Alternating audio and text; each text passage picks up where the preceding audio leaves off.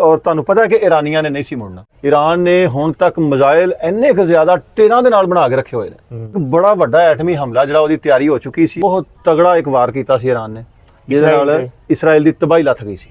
Israel ਹੋ ਗਿਆ ਮਜਬੂਰ। ਪਹਿਲੇ ਹੀ ਉਹਨਾਂ ਕੋਲ ਮਿਜ਼ਾਈਲਾਂ ਦੀ ਕਮੀ ਸੀ, ਉਹਨਾਂ ਦਾ ਡਿਫੈਂਸ ਪਹਿਲੇ ਹੀ ਨਾਕਾਮ ਹੋਣਾ ਸ਼ੁਰੂ ਹੋ ਚੁੱਕਿਆ ਸੀ। ਇਸਰਾਈਲ ਦੀ ਹਕੂਮਤ ਨੂੰ ਪਤਾ ਲੱਗ ਗਿਆ ਸੀ ਕਿ ਅਸੀਂ ਇਸ ਜੰਗ ਨੂੰ ਮਜ਼ੀਦ ਅੱਗੇ ਨਹੀਂ ਚਲਾ ਸਕਦੇ।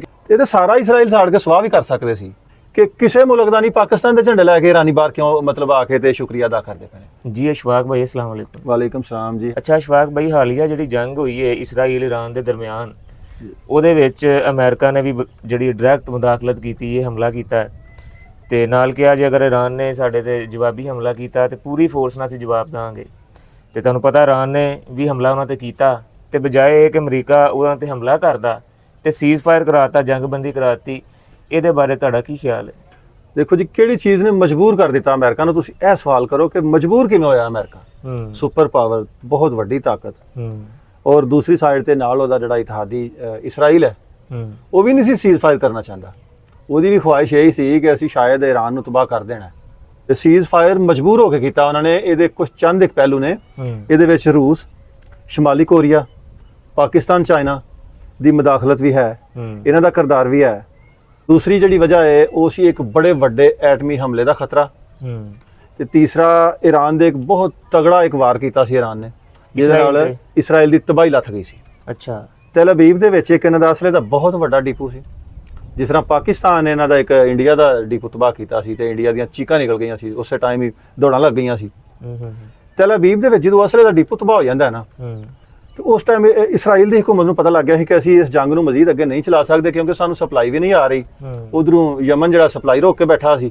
ਬਿਲਕੁਲ। ਯਮਨ ਨੇ ਵੀ ਆਪਣਾ ਪੂਰਾ ਕਿਰਦਾਰ ਅਦਾ ਕੀਤਾ, ਇਹਦਾ ਸਾਥ ਦਿੱਤਾ ਈਰਾਨ ਦਾ। ਬਾਕੀ ਵੀ ਮੁਸਲਮਾਨ ਮੁਲਕ ਜਿਹੜੇ ਜਿਸ ਤਰ੍ਹਾਂ ਕਰ ਸਕਦੇ ਸੀ, ਜਿਹਦੇ 'ਚ ਪਾਕਿਸਤਾਨ ਦਾ ਬੜਾ ਅੱਛਾ ਕਿਰਦਾਰ ਹੈ। ਤੁਸੀਂ ਦੇਖੋ ਕਿ ਕਿਸੇ ਮੁਲਕ ਦਾ ਨਹੀਂ, ਪਾਕਿਸਤਾਨ ਦੇ ਝੰਡੇ ਲੈ ਕੇ ਈਰਾਨੀ ਬਾਹਰ ਕਿਉਂ ਮਤਲਬ ਆ ਕੇ ਤੇ ਸ਼ੁਕਰੀਆ ਅਦਾ ਕਰਦੇ ਪਏ ਨੇ। ਆਖਰ ਕੁਛ ਹੈ। ਸਾਡੇ ਕੁਝ ਦੋਸਤ ਕਹਿ ਰਹੇ ਸੀ, ਕੁਝ ਲੋਕ ਕਹਿ ਰਹੇ ਨੇ ਕਿ ਅਮਰੀਕਾ ਜਾ ਕੇ ਨਾ ਈਰਾਨ ਦੇ ਖਿਲਾਫ ਪਾਕਿਸਤਾਨ ਦੇ ਅੱਡੇ ਦੇਣੇ ਨੇ ਜਨਰਲ ਆਸਮ ਮਨੀਰ ਨੇ। ਲੇਕਿਨ ਦੇਖੋ, ਸੀਜ਼ ਫਾਇਰ ਤੋਂ ਬਾਅਦ ਉਹਨਾਂ ਨੇ ਅਸੈਂਬਲੀ ਦੇ ਵਿੱਚ ਵੀ ਆਪਣਾ ਸੈਨੇਟ ਦੇ ਵਿੱਚ ਵੀ ਪਾਕਿਸਤਾਨ ਦੇ ਝੰਡੇ ਲਾਏ ਨੇ, ਇੰਡੀਆ ਦੇ ਝੰਡੇ ਸਾੜ ਦਿੱਤੇ ਨੇ ਉਹਨਾਂ ਨੇ, ਤਸ਼ੱਕੁਰ ਪਾਕਿਸਤਾਨ ਦੇ ਨਾਅਰੇ ਵੀ ਲਾਏ। ਔਰ ਪੂਰੇ ਈਰਾਨ ਦੇ ਵਿੱਚ ਜਿੱਥੇ ਵੀ ਜਲੂਸ ਨਿਕਲਦਾ ਪਿਆ ਉੱਥੇ ਈਰਾਨ ਦੇ ਝੰਡੇ ਵੀ ਨੇ, ਤੇ ਠੀਕ ਠਾਕ ਚੌਖੀ ਤਾਦਾਦ ਵਿੱਚ ਪਾਕਿਸਤਾਨ ਦੇ ਝੰਡੇ ਵੀ ਨੇ। ਉਹ ਕਿਉਂ ਨੇ ਯਾਰ? ਆਖਰ ਕਿਉਂ? ਪਾਕਿਸਤਾਨ, ਉਹਨਾਂ ਦੀ ਦੋਸਤੀ ਤਾਂ ਇੰਡੀਆ ਨਾਲ ਸੀ। ਆਖਰ ਪਾਕਿਸਤਾਨ ਨੇ ਐਸਾ ਕੁਝ ਕੀਤਾ? ਕੀ ਕੀਤਾ ਉਹਨਾਂ ਦੇ ਨਾਲ? ਕੁਛ ਹੈ ਨਾ, ਖੁਫੀਆ ਮਦਦ ਕੋਈ ਕੁਛ ਹੈ, ਬਹੁਤ ਕੁਛ ਹੋਇਆ, ਬਹੁਤ ਕੁਛ ਹੋਇਆ। ਇਸਰਾਈਲ ਦੇ ਉੱਤੇ ਤੁਸੀਂ ਦੇਖਿਆ ਕਦੀ ਕੋਈ ਹਮਲਾ ਕਾਮਯਾਬ ਨਹੀਂ ਸੀ ਹੋਇਆ। ਬਿਲਕੁਲ। ਕੋਈ ਮਿਜ਼ਾਈਲ ਉੱਤੇ ਉਹਦੀ ਫਜ਼ਾ ਤੋਂ ਬਾਰ-ਬਾਰ ਹੀ ਸਾਰੇ ਡਿਸਟਰਾਏ ਹੋ ਜਾਂਦੇ ਸੀ। ਹਾਂਜੀ। ਇਸ ਦਫਾ ਇਸਰਾਈਲ ਦੀ ਤਬਾਹੀ ਲੱਥ ਗਈ ਹੈ। ਬਹੁਤ ਸਾਰੇ ਮਿਜ਼ਾਈਲ ਇੰਨੇ ਖਤਰਨਾਕ ਤਗੜੇ 에ਅਰ ਡਿਫੈਂਸ ਸਿਸਟਮ ਰਸਤੇ ਦੇ ਵਿੱਚ ਕਈ ਮਮਾਲਕ ਦੇ ਅਬੂਰ ਕਰਕੇ ਵੀ ਜਾ ਕੇ ਤੇ ਈਰਾਨ ਦੇ ਮਿਜ਼ਾਈਲ ਉਹਨਾਂ ਨੂੰ ਮਾਰਦੇ। ਇਸਰਾਈਲ ਨੂੰ ਪਤਾ ਲੱਗ ਗਿਆ ਸੀ ਕਿ ਈਰਾਨ ਦੇ ਕੋਲ ਕੋਈ 2-4 ਹਜ਼ਾਰ ਮਿਜ਼ਾਈਲ ਨਹੀਂ। ਈਰਾਨ ਨੇ ਹੁਣ ਤੱਕ ਮਿਜ਼ਾਈਲ ਇੰਨੇ ਕੁ ਜ਼ਿਆਦਾ ਟੇਰਾਂ ਦੇ ਨਾਲ ਬਣਾ ਕੇ ਰੱਖੇ ਹੋਏ ਨੇ। ਇਹ ਤਾਂ ਸਾਰਾ ਇਸਰਾਈਲ ਸਾੜ ਕੇ ਸਵਾਹ ਵੀ ਕਰ ਸਕਦੇ ਸੀ, ਤੇ ਚੌਥਾ ਹਿੱਸਾ ਮਿਜ਼ਾਈਲ ਨਹੀਂ ਸੀ ਇਸਰਾਈਲ ਦੇ ਚੱਲਣੇ। ਇੰਨਾ ਵੱਡਾ ਜ਼ਖੀਰਾ ਸੀ, ਜਿਹਦੇ ਨਾਲ ਤਲ ਅਬੀਬ ਦੇ ਵਿੱਚ ਇਸਰਾਈਲ ਦਾ ਅਸਲੇ ਦਾ ਡਿਪੂ, ਉਹਨਾਂ ਦਾ ਮਿਜ਼ਾਈਲ ਦਾ ਜਿਹੜਾ ਉਹ ਜ਼ਖੀਰਾ ਸੀ, ਤਬਾਹ ਕਰ ਛੜਿਆ ਨਾ, ਤੇ ਉਹਨਾਂ ਦਾ ਜ਼ੋਰ ਟੁੱਟ ਗਿਆ ਸੀ। ਇਸਰਾਈਲ ਹੋ ਗਿਆ ਮਜਬੂਰ। ਪਹਿਲੇ ਹੀ ਉਹਨਾਂ ਕੋਲ ਮਿਜ਼ਾਈਲਾਂ ਦੀ ਕਮੀ ਸੀ, ਉਹਨਾਂ ਦਾ ਡਿਫੈਂਸ ਪਹਿਲੇ ਹੀ ਨਾਕਾਮ ਹੋਣਾ ਸ਼ੁਰੂ ਹੋ ਚੁੱਕਿਆ ਸੀ, ਜਿੱਤੇ ਬੜਾ ਮਾਣ ਸੀ ਸਾਰੀ ਦੁਨੀਆ ਨੂੰ। ਅੱਗੇ ਆ ਜਾਓ, ਇੱਕ ਬੜਾ ਵੱਡਾ ਐਟਮੀ ਹਮਲਾ ਜਿਹੜਾ ਉਹਦੀ ਤਿਆਰੀ ਹੋ ਚੁੱਕੀ ਸੀ, ਔਰ ਤੁਹਾਨੂੰ ਪਤਾ ਹੈ ਕਿ ਇਰਾਨੀਆਂ ਨੇ ਨਹੀਂ ਸੀ ਮੁੜਨਾ। ਉਹਨਾਂ ਨੇ ਅੱਗੇ ਇਸ ਤੋਂ ਪਿੱਛੇ ਅਮਰੀਕਾ ਨੂੰ ਵੀ ਜਦੋਂ ਵੀ ਕੋਈ ਮਾਮਲਾ ਹੋਇਆ ਜਵਾਬ ਦਿੱਤਾ, ਹੁਣ ਵੀ ਜਵਾਬ ਦਿੱਤਾ। ਯਾਨੀ ਉਹਨਾਂ ਨੂੰ ਪਤਾ ਚੱਲ ਗਿਆ ਸੀ ਕਿ ਇਰਾਨੀ ਕੌਮ ਡਰਨ ਵਾਲੀ ਕੌਮ ਨਹੀਂ, ਔਰ ਇਹਨਾਂ ਨੇ ਜਵਾਬ ਦੇਣਾ। ਇੱਕ ਬੜੇ ਵੱਡੇ ਐਟਮੀ ਹਮਲੇ ਦੀ ਤਿਆਰੀ ਹੋ ਰਹੀ ਸੀ। ਜਿਹੜਾ ਵਜ਼ੀਰ ਖਾਰਜਾ ਹੈ ਅਬਾਸ ਅਰਾਕਚੀ, ਪਤਾ ਹੈ ਤੁਹਾਨੂੰ, ਰੂਸ ਗਿਆ ਸੀ। ਕੀ ਲੈਣ ਗਿਆ ਸੀ? ਕੋਈ ਮੀਟਿੰਗ ਵਾਸਤੇ ਪਿਊਟਨ ਦੇ ਨਾਲ। ਉੱਥੇ ਕੋਈ ਆਮ ਮੀਟਿੰਗ ਨਹੀਂ ਸੀ। ਜਦੋਂ ਅਮਰੀਕਾ ਦੇ B-2 ਜਿਹੜੇ ਬੰਬਾਰ ਤਿਆਰੇ ਨੇ, ਇਹ ਉਹਨਾਂ ਦੇ ਐਟਮੀ ਸਾਈਟਸ ਦੇ ਉੱਤੇ ਬੜਾ ਤਗੜਾ ਹਮਲਾ ਕਰਕੇ ਚਲੇ ਜਾਂਦੇ ਨੇ। ਜਦੋਂ ਉਹਨਾਂ ਦੇ ਐਟਮੀ ਸਾਈਟਸ ਨੂੰ ਤਬਾਹ ਕਰਕੇ ਚਲੇ ਜਾਂਦੇ ਨੇ, ਤੇ ਫਿਰ ਉਹਨਾਂ ਨੇ ਸੋਚਿਆ ਕਿ ਜੇ ਸਾਡਾ ਨਹੀਂ ਕੁਛ ਰਿਹਾ ਤੇ ਫਿਰ ਅਗਲੇ ਦਾ ਕਿਉਂ ਰਵੇ। ਹੁਣ ਰੂਸ ਦੇ ਕੋਲ ਜਾ ਕੇ ਉਹਨਾਂ ਨੇ ਮਤਲਬ ਜਿਹੜੇ ਐਟਮੀ ਹਥਿਆਰ ਨੇ ਔਰ ਤਗੜੇ ਜਿਹੜੇ ਮਿਜ਼ਾਈਲ ਨੇ, ਰੂਸ, ਚਾਈਨਾ, ਸ਼ਮਾਲੀ ਕੋਰੀਆ ਕੋਲ, ਜਿਹੜੇ ਅਮਰੀਕਾ ਤੱਕ ਪਹੁੰਚ ਸਕਦੇ ਨੇ। ਔਰ ਰਸ਼ੀਆ ਨੇ ਰਜ਼ਾਮੰਦੀ ਜ਼ਾਹਰ ਕਰ ਦਿੱਤੀ ਸੀ। ਉਹਨੇ ਕਿਹਾ ਸੀ ਤੁਹਾਨੂੰ ਮਿਜ਼ਾਈਲ ਔਰ ਦੂਸਰੇ ਐਟਮੀ ਮਿਜ਼ਾਈਲ ਜਿਹੜੇ ਨੇ ਐਟਮੀ ਵਾਰਹੈਡ ਲੈ ਜਾਣ ਵਾਲੇ ਪ੍ਰੋਵਾਈਡ ਕਰ ਦੇਣੇ ਆ, ਠੋਕ ਦਿਓ। ਇਸਰਾਈਲ ਦੇ ਉੱਤੇ ਇੱਕ ਬੜਾ ਵੱਡਾ ਐਟਮੀ ਹਮਲਾ ਹੋਣਾ ਸੀ। ਇਸਰਾਈਲ ਦਾ ਸਫਾ ਹਸਤੀ ਦੇ ਉੱਤੋਂ ਸਮਝੋ ਕਿ ਨਾਮੋ ਨਿਸ਼ਾਨ ਖਤਮ ਹੋ ਜਾਣਾ ਸੀ। ਵਜ੍ਹਾ ਕੀ ਸੀ ਕਿ ਸ਼ਮਾਲੀ ਕੋਰੀਆ ਉਸ ਤੋਂ ਪਹਿਲੇ ਤਿਆਰ ਹੋ ਗਿਆ ਸੀ। ਉਹਨੇ ਤੇ ਇਹ ਵੀ ਕਹਿਤਾ ਸੀ ਕਿ ਕੈਂਸਰ ਹੈ ਦੁਨੀਆ ਵਾਸਤੇ ਇਸਰਾਈਲ। ਸ਼ਮਾਲੀ ਕੋਰੀਆ ਨੇ ਕਿਹਾ ਸੀ ਕਿ ਅਸੀਂ ਰੂਸ ਤੋਂ ਵੀ ਪਹਿਲੇ ਤੁਹਾਡੀ ਮਦਦ ਕਰਨ ਲਈ ਤਿਆਰ ਹਾਂ, ਅਸੀਂ ਤੁਹਾਨੂੰ ਮਿਜ਼ਾਈਲ ਔਰ ਐਟਮ ਬੰਬ ਦੇਣੇ ਆ, ਮਾਰੋ ਇਸਰਾਈਲ ਦੇ ਉੱਤੇ। ਅਮਰੀਕਾ ਦੇ ਨਾਲ ਵੀ ਉਹ ਸਖਤ ਨਫ਼ਰਤ ਉਹਨਾਂ ਦੀ ਚੱਲਦੀ ਪਈ ਹੈ। ਹੂੰ ਇਹ ਇੱਕ ਬੜੇ ਵੱਡੇ ਐਟਮੀ ਹਮਲੇ ਨੂੰ ਦੇਖਦਿਆਂ ਹੋਇਆਂ ਟਰੰਪ ਨੇ ਬੜੀ ਚਲਾਕੀ ਕੀਤੀ ਹੈ ਔਰ ਬੜੀ ਹੁਸ਼ਿਆਰੀ ਦੇ ਨਾਲ ਉਹਨੇ ਕਤਰ ਨੂੰ ਇਨਵਾਲਵ ਕਰਕੇ ਤੇ ਫਟਾਫਟ ਸੀਜ਼ ਫਾਇਰ ਵਾਸਤੇ ਝੁਕਿਆ ਔਰ ਹੁਣ ਈਰਾਨ ਦੀਆਂ ਤਾਰੀਫਾਂ ਵੀ ਕਰਦਾ ਪਿਆ ਜੇ, ਜਿਵੇਂ ਪਾਕਿਸਤਾਨ ਦੀਆਂ ਕਰਨ ਈਰਾਨ ਦੀਆਂ ਵੀ ਤਾਰੀਫਾਂ। ਅੱਛਾ, ਕੱਲ ਤੱਕ ਉਹ ਜਿਹੜਾ ਸੀ ਉਹ ਕਤਲ ਦੀਆਂ ਧਮਕੀਆਂ ਦੇ ਰਿਹਾ ਸੀ ਆਇਤੁੱਲਾ ਨੂੰ, ਈਰਾਨ ਦੇ ਲੀਡਰਾਂ ਨੂੰ, ਕਹਿ ਰਿਹਾ ਸੀ ਈਜ਼ੀ ਟਾਰਗੇਟ ਨੇ। ਅੱਜ ਕੱਲ੍ਹ ਉਹਨਾਂ ਦੀਆਂ ਤਾਰੀਫਾਂ ਕਰ ਰਿਹਾ ਹੈ। ਟਰੰਪ ਦੀ ਵੀ ਕੋਈ ਸਮਝ ਨਹੀਂ ਆਉਂਦੀ। ਟਰੰਪ ਜਿਹੜਾ ਹੈ ਨਾ, ਮੇਰਾ ਤਾਂ ਖਿਆਲ ਹੈ ਕਿ ਉਹਦੇ 12 ਘੰਟੇ ਦਿਮਾਗ ਹੋਰ ਤਰ੍ਹਾਂ ਦਾ ਰਹਿੰਦਾ ਹੈ। 12 ਘੰਟੇ ਉਹਦਾ ਮੈਂਟਲੀ ਕੋਈ ਮੈਨੂੰ ਮਾਮਲਾ ਲੱਗਦਾ ਹੈ। ਕਦੀ ਉਹਦਾ ਦਿਮਾਗ ਦਰੁਸਤ ਹੋ ਜਾਂਦਾ ਹੈ, ਕਦੀ ਗਲਤ ਹੋ ਜਾਂਦਾ, ਠੀਕ ਖਰਾਬ ਹੋ ਜਾਂਦਾ। ਯਾਨੀ 12 ਘੰਟੇ ਉਹਦਾ ਦਿਮਾਗ ਠੀਕ ਰਹਿੰਦਾ, 12 ਘੰਟੇ ਉਹਦਾ ਦਿਮਾਗ ਜਿਹੜਾ ਨਾ ਉਹ ਘੁੰਮ ਜਾਂਦਾ ਹੈ।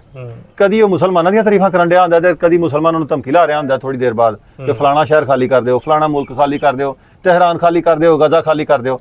ਪਹਿਲੇ ਗਜ਼ਾ ਦੇ ਵਿੱਚ ਸੀਜ਼ ਫਾਇਰ ਕਰਵਾਇਆ, ਫਿਰ ਕਹਿ ਰਿਹਾ ਗਜ਼ਾ ਖਾਲੀ ਕਰ ਦਿਓ, ਫਿਰ ਧਮਕੀ ਲਾ ਰਿਹਾ ਜੀ ਤਹਿਰਾਨ ਖਾਲੀ ਕਰ ਦਿਓ, ਫਿਰ ਹਮਲਾ ਕਰਨ ਤੋਂ ਬਾਅਦ ਹੁਣ ਉਸੇ ਈਰਾਨ ਦੀਆਂ ਤਾਰੀਫਾਂ ਕਰਨ ਡਿਆ, ਈਰਾਨ ਦੀ ਹਕੂਮਤ ਦੀਆਂ ਤਾਰੀਫਾਂ ਕਰਨ ਡਿਆ। ਅੱਛਾ ਅਸ਼ਫਾਕ ਭਾਈ, ਦੋਵਾਂ ਮੁਲਕਾਂ ਦਾ ਕੁਛ ਨਾ ਕੁਛ ਕਿਸੇ ਹੱਦ ਤੱਕ ਬੜਾ ਨੁਕਸਾਨ ਹੋਇਆ ਤੇ ਉਸ ਤੋਂ ਬਾਅਦ ਸੀਜ਼ ਫਾਇਰ ਵੀ ਹੋ ਗਿਆ, ਜੰਗਬੰਦੀ ਹੋ ਗਈ, ਲੇਕਿਨ ਇਹਦੇ ਵਿੱਚੋਂ ਕੋਈ ਫਾਇਦਾ ਵੀ ਲੱਭਾ ਇਹਨਾਂ ਨੂੰ ਸੀਜ਼ ਫਾਇਰ ਦਾ, ਜਾਂ ਇਹ ਵੈਸੇ ਹੀ ਇੱਕ? ਦੇਖੋ ਜੀ, ਜੰਗ ਦੇ ਵਿੱਚ ਹੁੰਦਾ ਤਾਂ ਨੁਕਸਾਨ ਹੀ ਹੈ, ਲੇਕਿਨ ਫਤੂਹਾਤ ਵੀ ਹੁੰਦੀਆਂ ਨੇ, ਫਤਿਹ ਵੀ ਬੜੀ ਚੀਜ਼ ਹੁੰਦੀ ਹੈ। ਮੇਰੀ ਨਜ਼ਰ ਦੇ ਵਿੱਚ ਠੀਕ ਹੈ ਈਰਾਨ ਔਰ ਇਸਰਾਈਲ ਦੋਵਾਂ ਦਾ ਹੀ ਨੁਕਸਾਨ ਹੋਇਆ, ਲੇਕਿਨ ਮੇਰਾ ਖਿਆਲ ਹੈ ਕਿ ਈਰਾਨ ਨੂੰ ਇੱਕ ਬਹੁਤ ਵੱਡੀ ਫਤਿਹ ਮਿਲੀ ਹੈ। ਉਹ ਫਤਿਹ ਮਿਲੀ ਹੈ ਜਿਹੜੀ ਅੱਜ ਤੱਕ ਇਸਰਾਈਲ ਦੇ ਖਿਲਾਫ ਕੋਈ ਹਾਸਲ ਨਹੀਂ ਸੀ ਕਰ ਸਕਿਆ। ਅੱਜ ਉਹ ਇਸਰਾਈਲ ਦਾ ਭਰਮ ਟੁੱਟ ਗਿਆ, ਆਇਰਨ ਡੋਮ ਦਾ, ਦੂਸਰੇ ਡਿਫੈਂਸ ਸਿਸਟਮ ਦਾ, ਕਿ ਜੀ ਇਸਰਾਈਲ ਦੇ ਉੱਤੇ ਤੇ ਕੋਈ ਹਮਲਾ ਕਰ ਹੀ ਨਹੀਂ ਸਕਦਾ। ਔਰ ਈਰਾਨ ਨੇ ਅੱਧਾ ਇਸਰਾਈਲ ਤਬਾਹ ਕਰਕੇ ਦੱਸ ਛੜਿਆ ਕਿ ਇਹ ਨਕਾਬਲੇ ਤਸਖੀਰ ਨਹੀਂ। ਔਰ ਇਹਦੇ 'ਚੋਂ ਈਰਾਨ ਨੂੰ ਇੱਕ ਬੜੀ ਤਗੜੀ ਫਤਿਹ ਮਿਲੀ ਹੈ। ਇਸਰਾਈਲ ਨੂੰ ਪਤਾ ਚੱਲ ਗਿਆ ਕਿ ਅਸੀਂ ਕੋਈ ਐਡੀ ਵੱਡੀ ਵੀ ਬਲਾ ਤਾਕਤ ਨਹੀਂ ਕਿ ਸਾਨੂੰ ਕੋਈ ਨੁਕਸਾਨ ਨਹੀਂ ਪਹੁੰਚਾ ਸਕਦਾ। ਹਾਸਲ ਕੀ ਹੋਇਆ ਕਿ ਅਮਰੀਕਾ ਨੇ ਕੁਝ ਪਾਬੰਦੀਆਂ ਵੀ ਹਟਾ ਦਿੱਤੀਆਂ ਨੇ। ਹੁਣ ਈਰਾਨ ਚਾਈਨਾ ਨੂੰ ਤੇਲ ਵੇਚ ਸਕਦਾ। ਤੁਹਾਨੂੰ ਪਤਾ ਇਹਦਾ ਕੀ ਫਾਇਦਾ ਹੋਏਗਾ? ਈਰਾਨ ਨੂੰ ਬਹੁਤ ਵੱਡੀ ਇਨਕਮ ਹੋਏਗੀ, ਬਹੁਤ ਵੱਡਾ ਮੁਲਕ ਹੈ ਚਾਈਨਾ, ਚਾਈਨਾ ਨੂੰ ਵੀ ਬਹੁਤ ਫਾਇਦਾ ਹੋਏਗਾ। ਜਨਰਲ ਆਸਮ ਜੀ ਬਿਲਕੁਲ, ਤੇਲ ਸਸਤਾ ਉਹਨਾਂ ਨੂੰ ਮਿਲੇਗਾ, ਈਰਾਨ ਵੇਚੇਗਾ, ਪੈਸੇ ਕਮਾਏਗਾ। ਚਾਈਨਾ ਵੀ ਸਾਡਾ ਦੋਸਤ ਹੈ, ਅਸੀਂ ਖੁਸ਼ ਹਾਂ ਇਸ ਚੀਜ਼ ਦੇ ਵਿੱਚ। ਇੱਕ ਕਾਮਯਾਬੀ ਸਾਨੂੰ ਹੋਰ ਮਿਲੀ ਹੈ ਕਿ ਇੰਡੀਆ ਜਿਹੜਾ ਉੱਥੇ ਇੰਡੀਆ ਈਰਾਨ ਦੇ ਵਿੱਚ ਹੁਣ ਤੱਕ ਬੜਾ ਉਹਨਾਂ ਦਾ ਹਮਦਰਦ ਦੋਸਤ ਬਣ ਕੇ ਬੈਠਾ ਹੋਇਆ ਸੀ, ਲੇਕਿਨ ਈਰਾਨ ਦਾ ਨੁਕਸਾਨ ਕਰਦਾ ਪਿਆ ਸੀ, ਜਾਸੂਸੀ ਕਰਦਾ ਪਿਆ ਸੀ, ਮੁਸਾਦ ਦੀ ਹਮਾਇਤ ਕਰਦੇ ਸੀ ਉਹਨਾਂ ਦੇ ਰਾਹ ਦੇ ਏਜੰਟ ਜਿਹੜੇ। ਇੱਕ ਬੜਾ ਵੱਡਾ ਨੈਟਵਰਕ ਇਹਨਾਂ ਨੇ, ਬੜਾ ਵੱਡਾ ਨੈਟਵਰਕ ਤਹਿਰਾਨ ਵਿੱਚ ਉਹਨਾਂ ਦੀ ਡਰੋਨ ਬੇਸ ਵੀ ਸਾਹਮਣੇ ਆਈ। 100 ਡਰੋਨ ਦੇ ਨਾਲ ਪਹਿਲੇ ਦਿਨ ਹਮਲਾ ਕੀਤਾ, ਬੜਾ ਖਤਰਨਾਕ ਰੋਲ ਅਦਾ ਕੀਤਾ ਇੰਡੀਆ ਨੇ।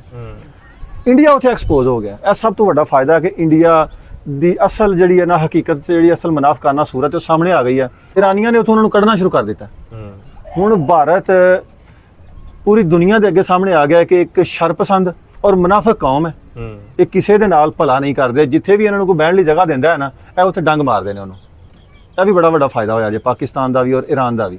ਈਰਾਨ ਦਾ ਇੱਕ ਮੁਨਾਫਿਕ ਦੁਸ਼ਮਣ ਜਿਹੜਾ ਸੀ ਉਹਦੇ ਮੁਲਕ ਚੋਂ ਨਿਕਲ ਗਿਆ, ਔਰ ਪਾਕਿਸਤਾਨ ਦਾ ਕਹਿ ਲਓ ਕਿ ਈਰਾਨ ਦੇ ਨਾਲ ਤਾਲੁਕਾਤ ਬਿਹਤਰ ਹੋ ਗਏ ਨੇ। ਉਹਨਾਂ ਨੂੰ ਪਤਾ ਲੱਗ ਗਿਆ ਕਿ ਆਪਣੇ ਹੀ ਹੁੰਦੇ ਨੇ।